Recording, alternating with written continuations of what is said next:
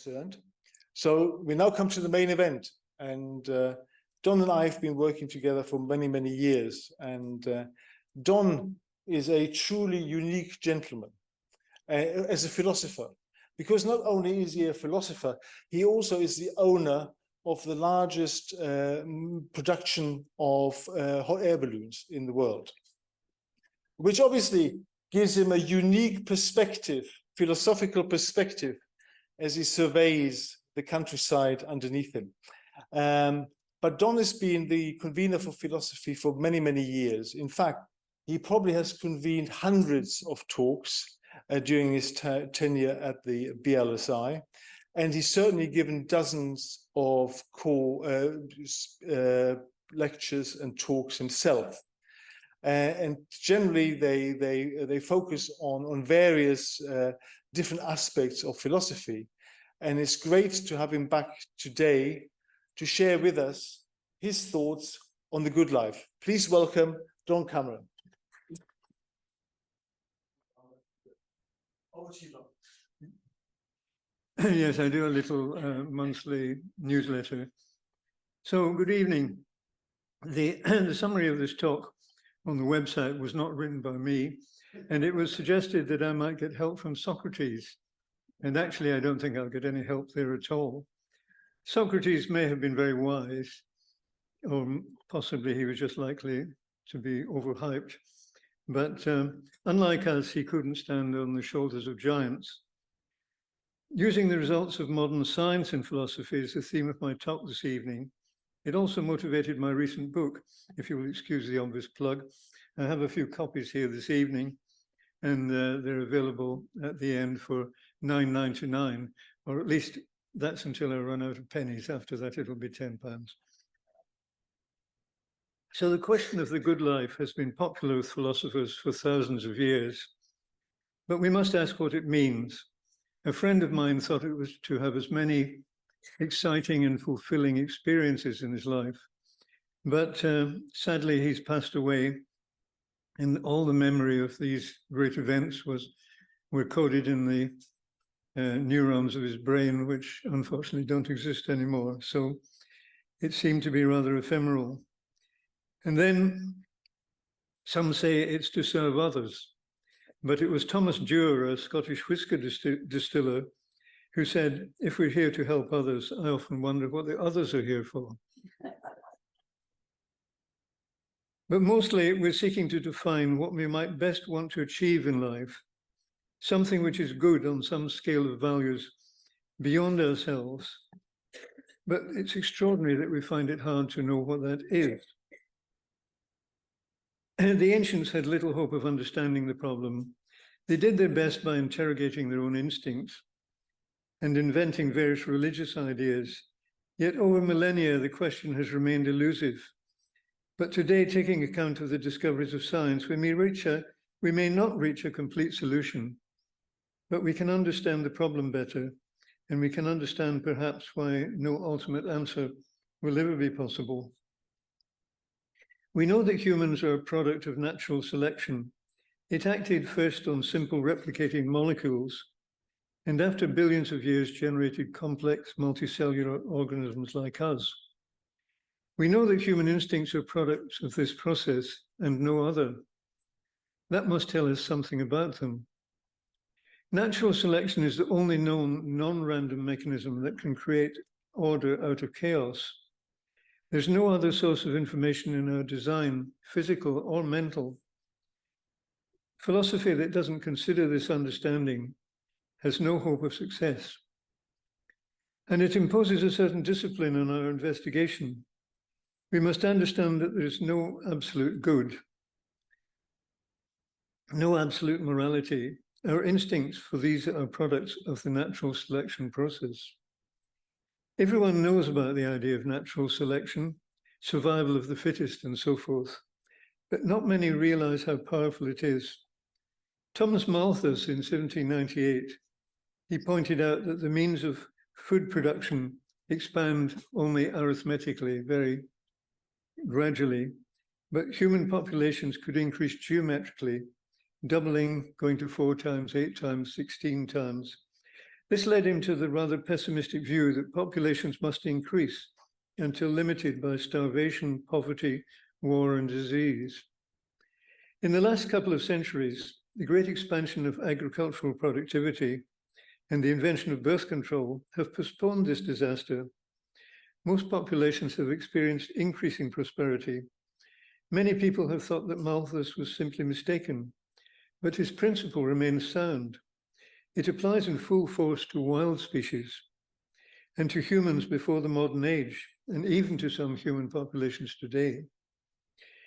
When we see a scene of undisturbed nature with the birds singing and the flowers decorating the ground, we think of it as a peaceful and idyllic scene.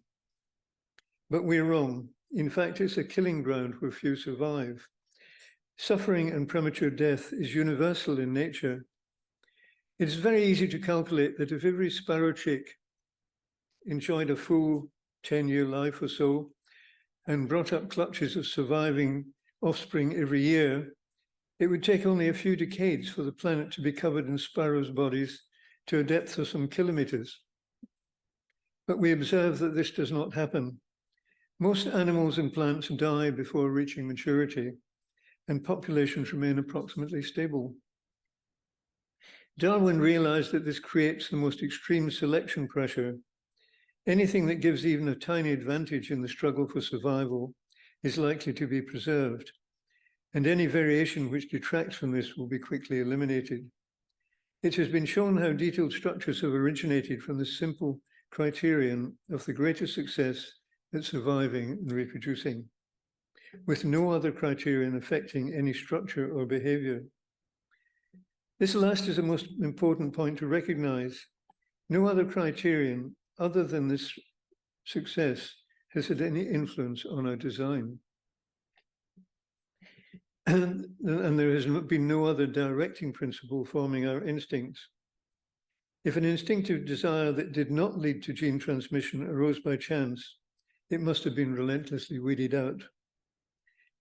We instinctively feel that our logic, carefully applied, is a certain route to truth. Empirical methods work, but they can reach only a provisional conclusion.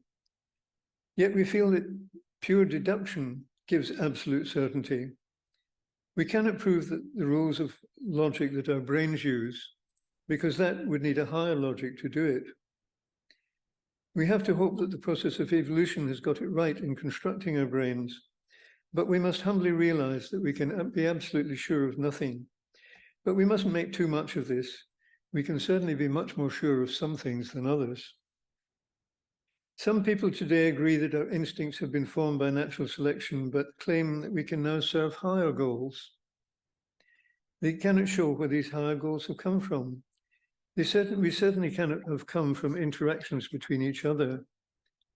Of course, evolution has created our sense of morality and the instinct to negotiate moral codes within our societies, but that too has come from natural selection.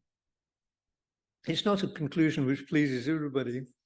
A frequent statement is, there surely must be more to our lives than this.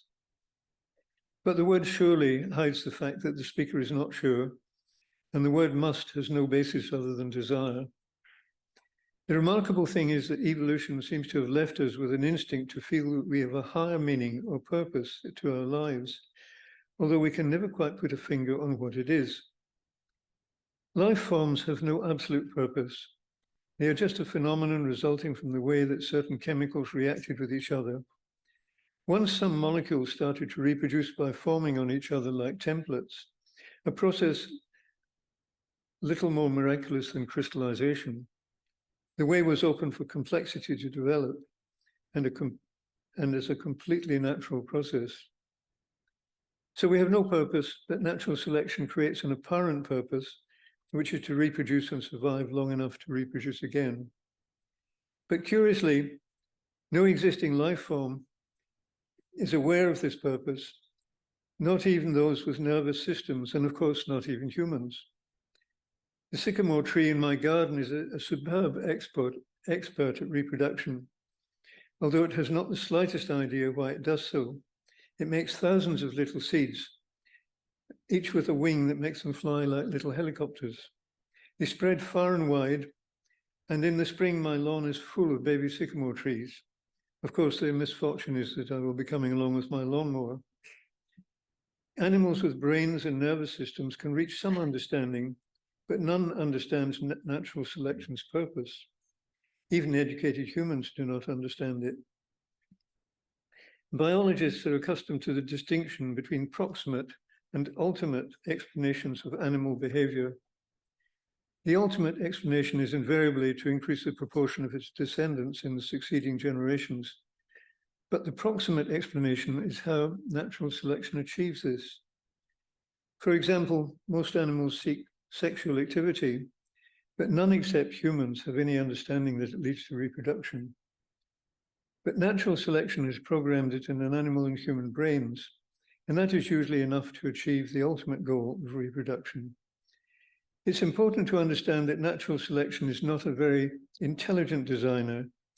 It produces organisms of amazing complexity given enough time, but it does not think like a mind. Natural selection only acts on whatever variations happen to be there. It doesn't think ahead. Although it does a fantastic job of creating life forms, it only works by using what it has available. It has been compared to something which will always go uphill. It will eventually reach the top, but it cannot cross a valley to get to a higher mountain. This could be the reason why, for example, we never see an antelope with wheels. When trying to understand animal or human behavior, it's important to remember the difference between proximate and ultimate explanations. Humans have never had an instinct to pass the maximum number of copies of the genes to the next generation. Instead, they have evolved a suite of proximate instincts which have achieved the same thing. On reaching maturity, they become interested in the opposite sex and they form couples. They're interested in sexual activity. They're interested in acquiring comfort, wealth, and status. Although they often may not wish for children, when they come, there is an instinct to look after them. By these proximate instincts, humans in most of history served the ultimate goal of natural selection without people being aware of it.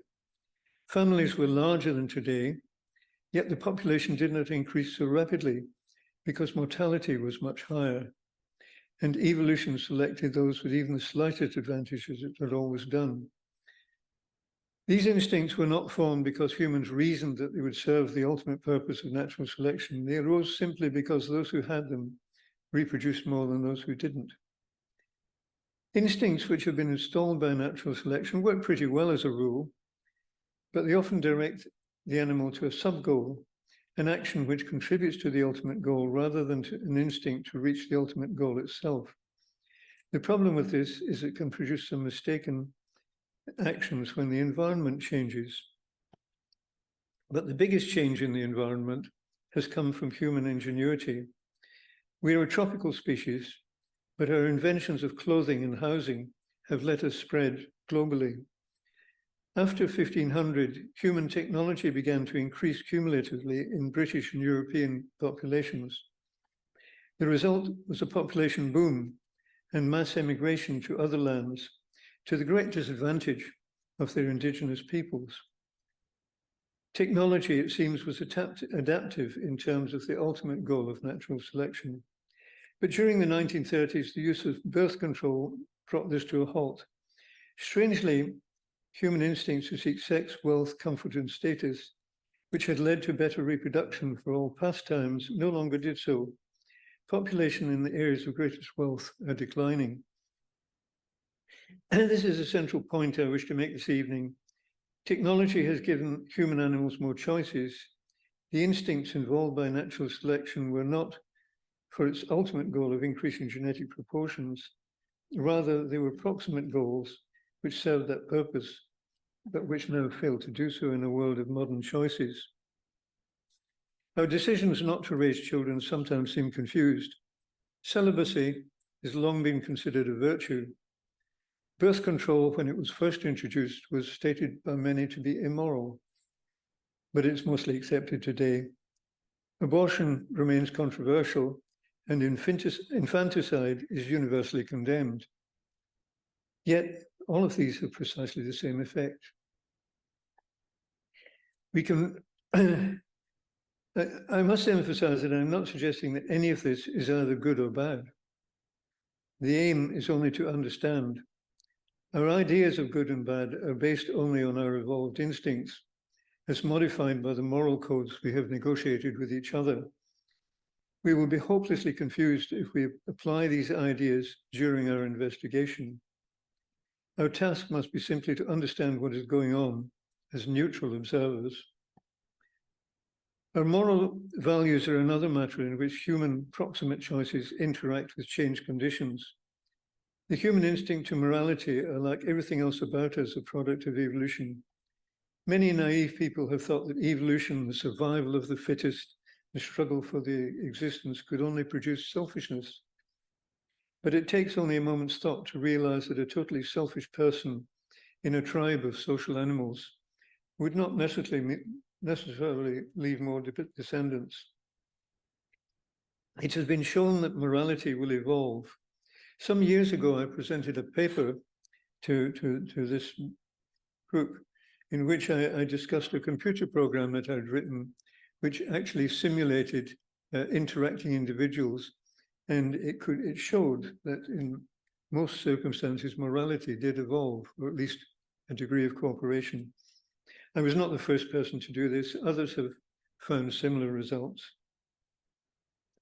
Evolution has established a complex set of moral instincts. We are altruistic towards kin for obvious reasons, but we happily cooperate with strangers, but usually with a hope of reciprocation.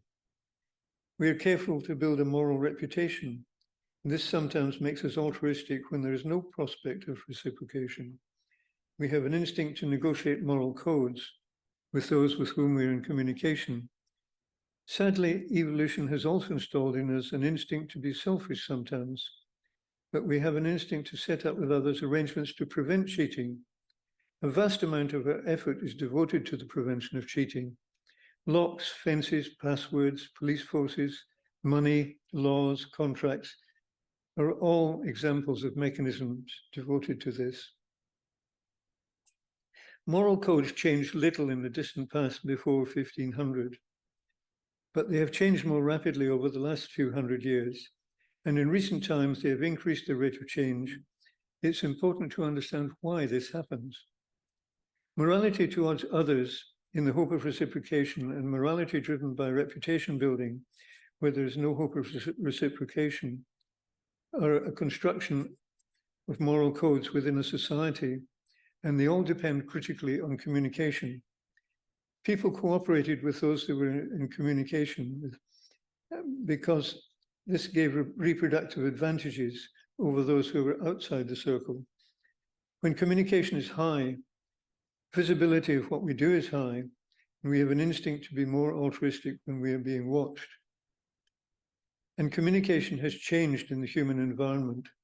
Speech has given the human animal the potential for more complex morality than other species.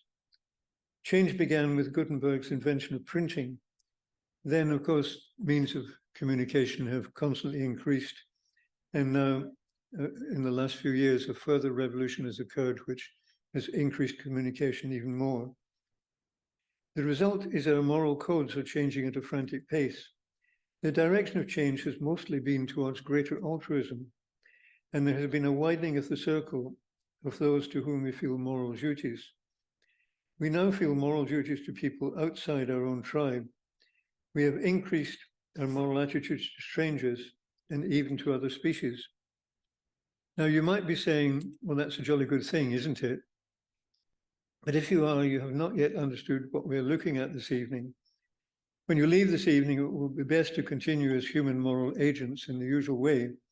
But when we are trying to get a deeper understanding of what is going on, we must act as neutral observers. To mix our moral instincts into the investigation is a recipe for confusion. We simply must observe the changes in the possibility of communication have transformed our moral codes in a way that does not necessarily serve our ultimate fitness, and we can expect that process to continue further. An example of the widening circle of our moral inclusion is the fashion for veganism. In fact, there are even some who feel that we have a duty not to eat plants other than the fruit which is designed to be eaten. But the vegan is certainly an example of proximate instincts working against ultimate purpose. Of course, if we are neutral observers, we cannot say the vegan is wrong, but we can understand the mechanism which led to it. From a pig's point of view, the vegan is certainly wrong. The smartest thing a wild pig ever did was to exploit the niche of meat producer for humans. It served the ultimate objective of increasing the number of its descendants. It did that beyond all comparison with the wild population. It also satisfied the proximate instincts of the pigs: longer life, plenty of food, safety from predators.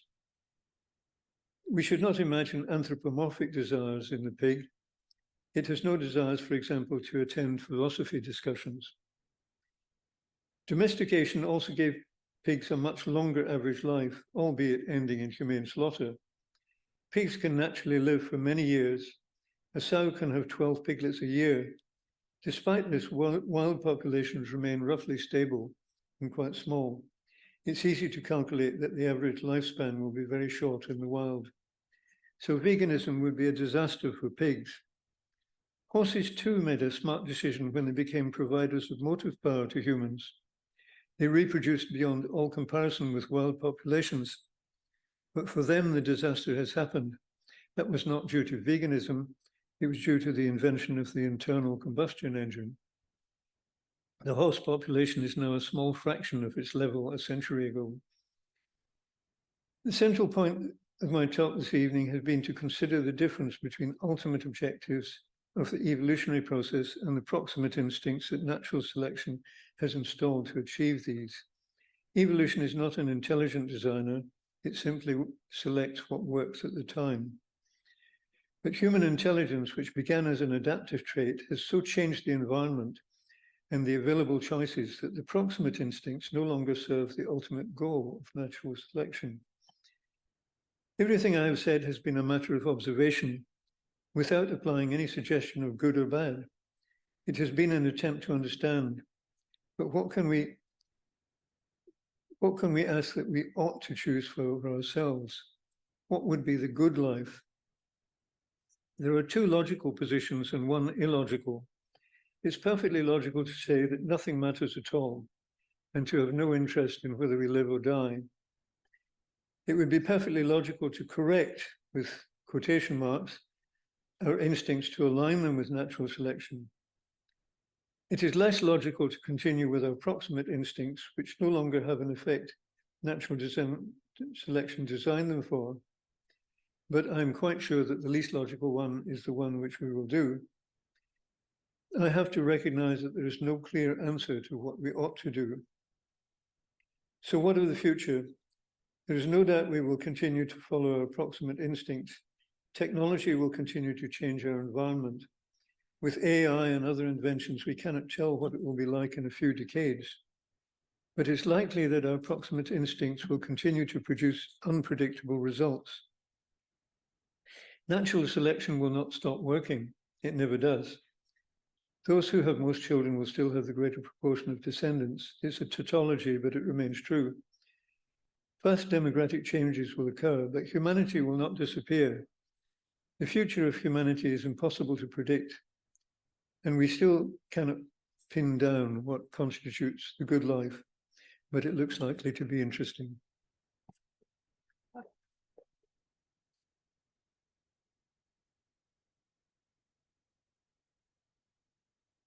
Thank you very much, Sean. We now come to the Q&A section.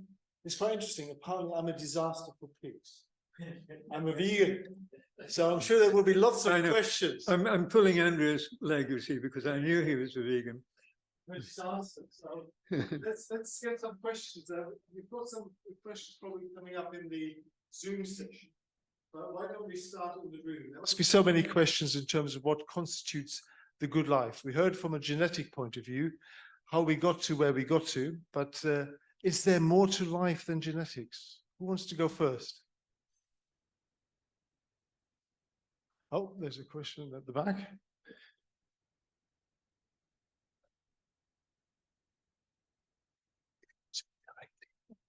So in terms of modern technology and where we are in the UK and the quote unquote Western world.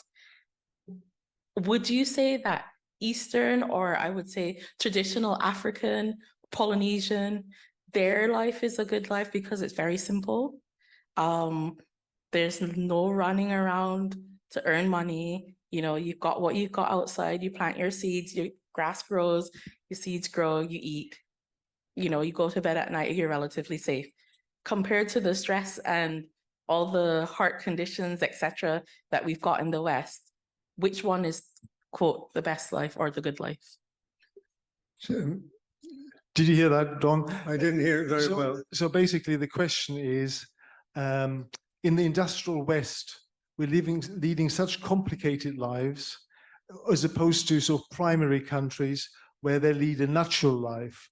Isn't the natural life a better life to live than our modern high-tech world in the West? Well, that's a difficult question. In a sense, what I've been saying tonight is I've been describing what is rather than what it ought to be. So what is best? Certainly people leading a natural life may in a way have the best of it, because the people leading a natural life long ago were facing very high mortality. Today, if you can lead a natural life and not face high mortality by having a certain amount of modern science, then probably you have the best of both worlds.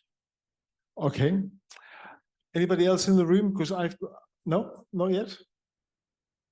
I've got a follow-up questions actually to the last one, and that is, given that we are now, this is humanity, given that humanity has now reached a point where it can take control of its own future evolution, as opposed to natural selection, which would have taken thousands, hundreds, thousands, or even million years, how does that play to a good life in the future?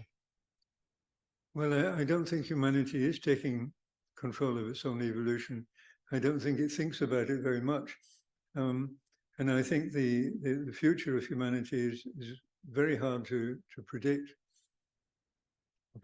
Okay, so you don't think that genetic engineering, augmentation, posthumanism, transhumanism are things that we should be concerned about? Controlling evolution was something which was fashionably talked about in the early 20th century, but for a number of reasons has become very unfashionable.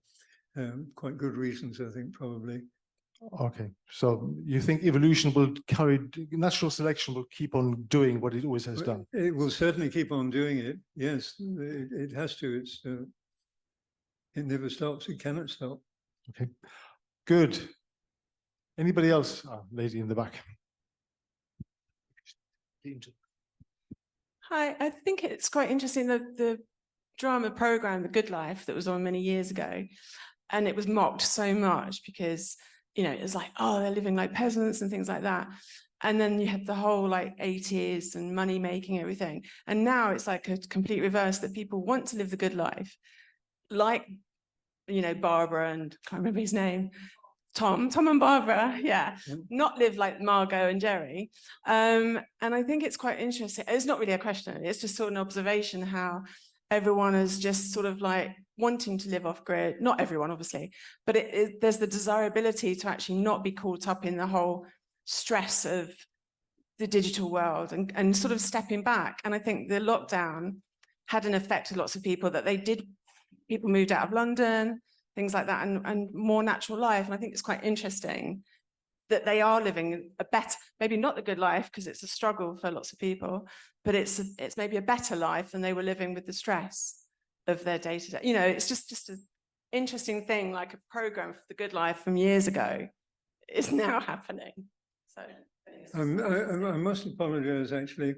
Andreas will probably repeat any question, but I'm due to be fitted with a new hearing aid quite soon, and this one is not working too well, and okay, sometimes I can't make out. Okay, so did you watch The Good Life, Don? Huh? Did you watch The Good Life in the 1970s and 80s? Oh, the television program. Yes. Yes. Now there's another interpretation of The Good Life. So that was the question. The question is the life that Barbara and Tom the natural life that they lead better than the high industrialized world that Margot and who's the other person? And Jerry lead. Yes. Well, I think it was a very, very good program, but I think the attempt to be completely natural would probably involve a very much lower standard of living in most people's opinion. And I don't know if they'll go for it. And Barbara and Tom had a pig.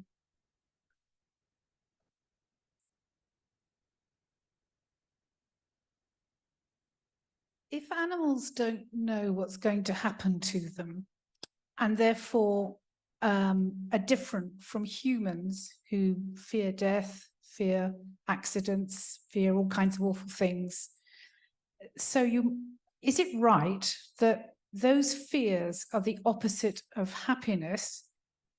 But is it possible that animals don't experience happiness because they don't have the opposite being anxiety? I got some of that. Okay. Humans, because they have an appreciation of death and therefore have anxiety about death, but they, on the contrary to that, they can experience happiness. Can animals who don't have this fear of death experience happiness? I don't see why these two things should be correlated. Certainly, I've never been an animal that's not human, so I don't know, but I would imagine I have a fairly close relationship with my dog, and I'm sure my dog doesn't think about death at all, and probably doesn't appreciate that that's likely to ever happen. It certainly feels happiness, usually when it gets a treat or something of that sort, or when it welcomes people back home. So I'm sure animals, happiness is a reaction of our brain cells when something happens that we identify as good for us. Anybody else? And that happens in animals as well, I'm sure. Yes. We're talking about bigger animals. Yeah. Dolphins, whales. Yeah. Don't they experience the emotion? No, good question. So the question is, do the higher animals, i.e. highly sentient animals, like the chimpanzees, the bonobos, dolphins, elephants, don't they experience the same type of emotions as humans? Well, I think one of the important things is when you don't know something to say you don't know. But clearly they do have some emotions. Chimpanzees have been studied extensively, and they do have emotions, but they're probably not identical to ours. In fact, probably nobody in this room has emotions that are precisely identical to everyone else. But the animals certainly are more different, but they have emotions. And the chimpanzees have some facial expressions, for example. Few animals do, but these expressions are different from ours. Okay, we don't have any questions in the chat room, so we're relying on you here in the room. Does anybody else? Oh, there's a question at the back.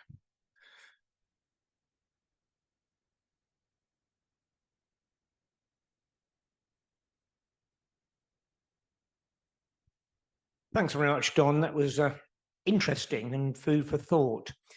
One observation about The Good Life is that if you remember the series, they were actually called out as hypocrites in the end because they were faced with what would really be self-sufficiency, and they actually turned away from it, which was a sort of slightly more acid note in the series, as I remember. But it seems to me, Don, that we have to consider human evolution now as not being necessarily the evolution of individual humans. It is the evolution of society. And that's been going on for a long while. And I think that it is misleading to think of it entirely in terms of biological evolution. It is now a societal evolution. What do you think about that? I don't think the changes in society are really evolution. At least they're evolution in the sense of being changes, yes, but they're not evolution in the sense of being a selective process. And with the different forces that are occurring from the changes in our communication structure, particularly, they are changing things in an almost unpredictable way. Whereas evolution by natural selection, which has produced the complexes of genes which constitute a human being, that has been a long process of selection. So it's much more unpredictable. Okay.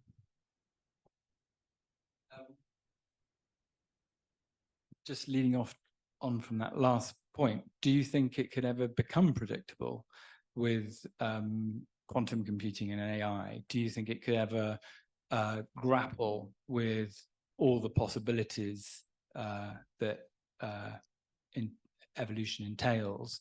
And you know, AI could become like a god and harness the direction of evolution. So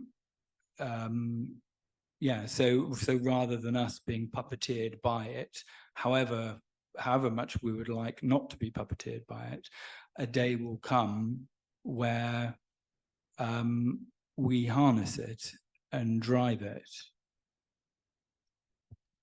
I got some of that. So I think the easiest way to paraphrase is are we ever going to be Homo Deus?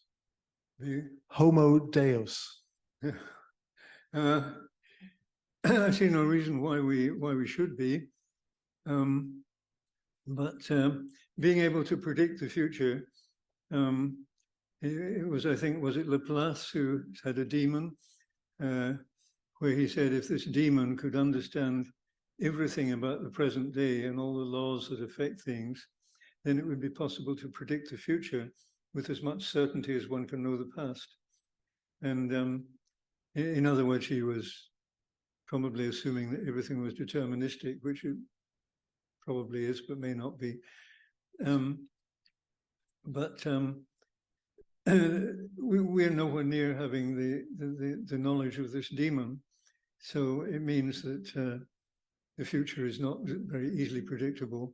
And in particular, the currents of opinion in human society, which have changed in the last 50 years in a way that the people 50 years ago could never have expected. It will probably continue to change in a way that we today cannot expect. Okay. If you're interested, by the way, in terms of the future direction of humanity and society, etc., on our Virtual Brills YouTube channel, we're just releasing the World in 2050 series. So this is where experts are talking about what the world will be like in 2050, all the different dimensions. So if you want to see what technology and humanity looks like in 2050, you can just get and watch the video for free on the YouTube channel. Any other question? Bearing in mind, I remember when I was about 14, reading the Eagle comic, which some of you may remember. They gave a prediction of the world 50 years ahead, and it was all quite different from what we see. Yes, that's why we prompted went for the 2050, because 2050, our children who are going to be in 2050, our age, already on this planet. So it's not like future gazing. 2050 is only 27 years away, which is a bit sobering. Anyway, there was a gentleman who. No, this lady's already had 2 bites at the cherry, so it's down to. Oh, there's another gentleman around the back.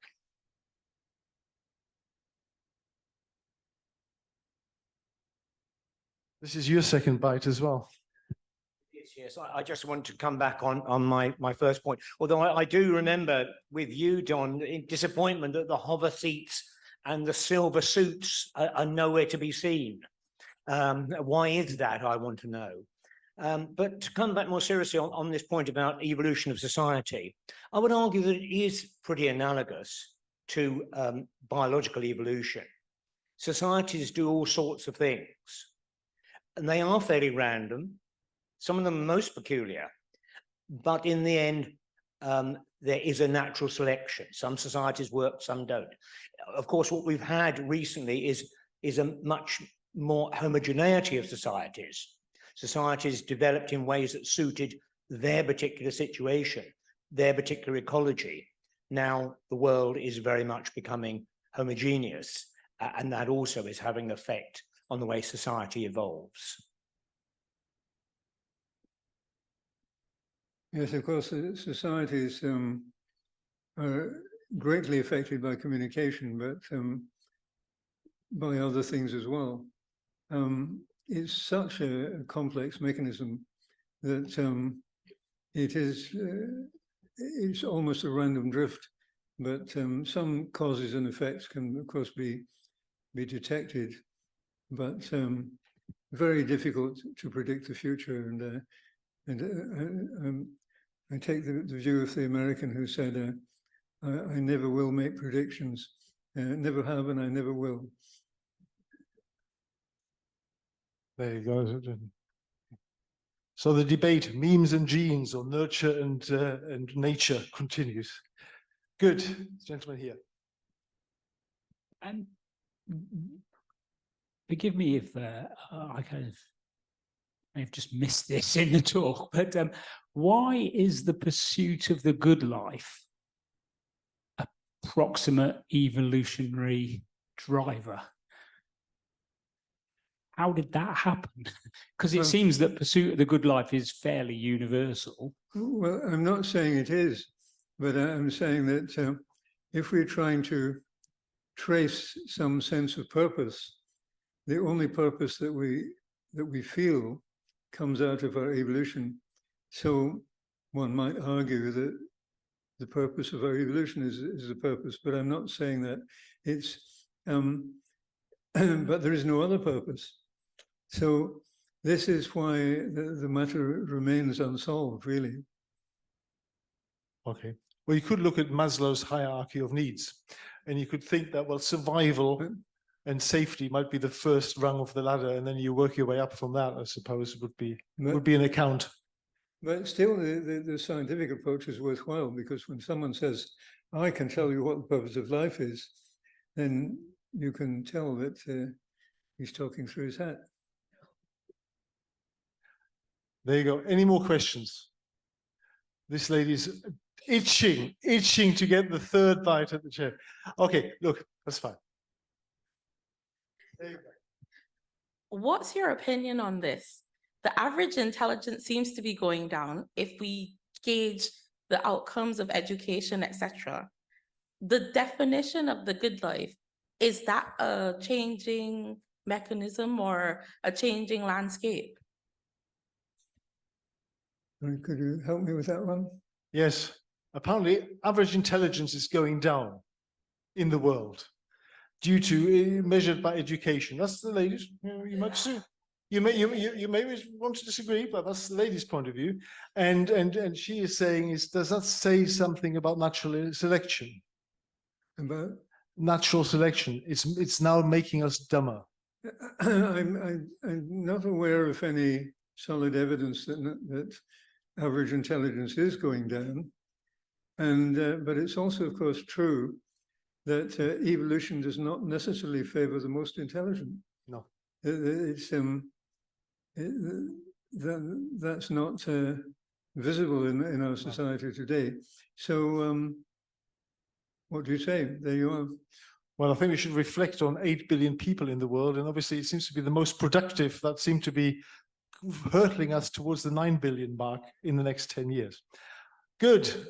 Any more questions? Yeah, you got your second bite. I mean, I'm keeping tabs here. But couldn't intelligence take control of evolution? Well, that was discussed in the early part of the 20th century, and in fact, I think part of its bad reputation was because Hitler tried it. In principle, it would be possible. After all, human intelligence has affected the evolution of other species to a great extent. So people have talked about breeding some kind of superhuman by a process of intelligence-controlled selection. But the idea has a very bad reputation now, and possibly quite rightly. And I don't think we'll be seeing that much. James always produces some of the most challenging questions. Third and final. Or is intelligence a delusion and puppeteered by evolution? Sorry, could you repeat that? Is intelligence a fraud only sort of trafficked by natural selection? Is there no such thing as intelligence, basically? We are clearly we have the intelligence that we have today because of natural selection, but not every case of natural selection depends on the intelligence. Good. Right. Do you mind? Well, I think Yes, time is moving on. that draws things to a conclusion for tonight, then, if there's no more questions. If there's any final burning questions, then please let me know. There is.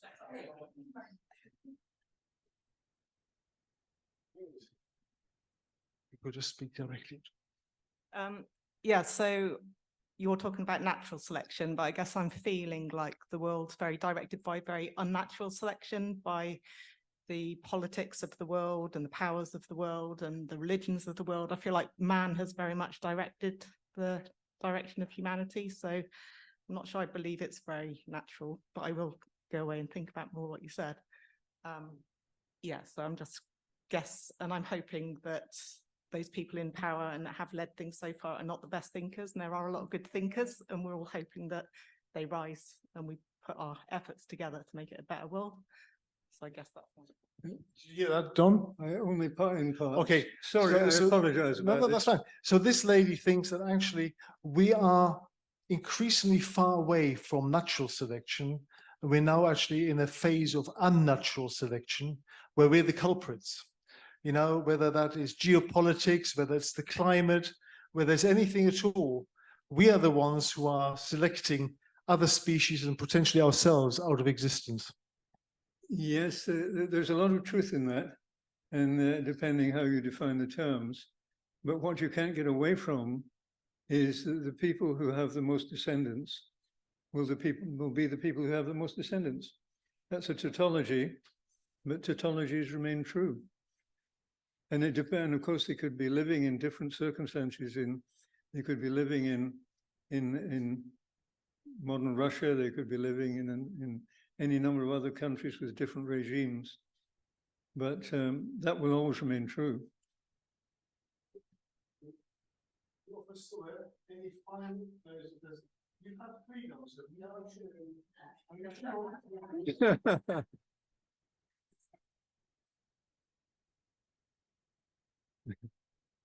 I'm not sure that's natural selection.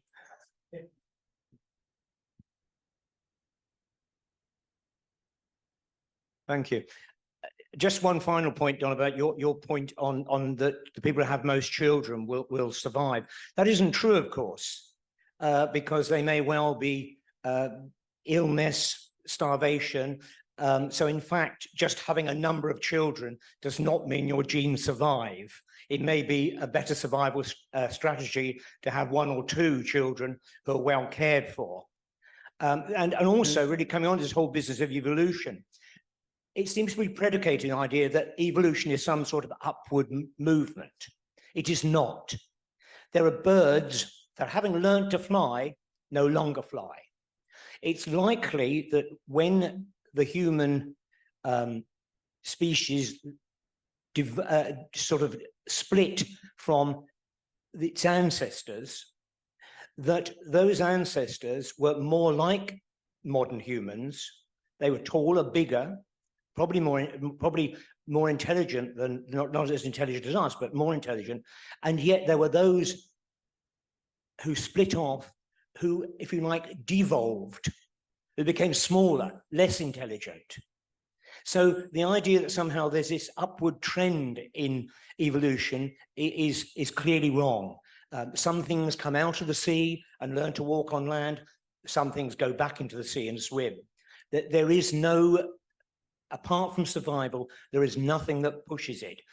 You know, what it is not survival of the fittest, which is misused. It is survival of the fitterinnerest. It's those who find a niche, and that niche doesn't mean a constant upward movement. Well, it depends very much what you call upward. But you raised several points. Having a small number of children better cared for may well be the best strategy. We say best, and again, best has to be defined. I don't want to put an evaluative term on it. It may be the strategy which leads to the greater number of descendants, shall we say. But you could say that having the greatest number of great-grandchildren is probably a more desirable strategy, if that is to be the goal, than having greater number of children. But evolution not being always in a good direction, it depends how you define good. The birds that have lost the power of flight, they have done that because it was to their evolutionary advantage to do that.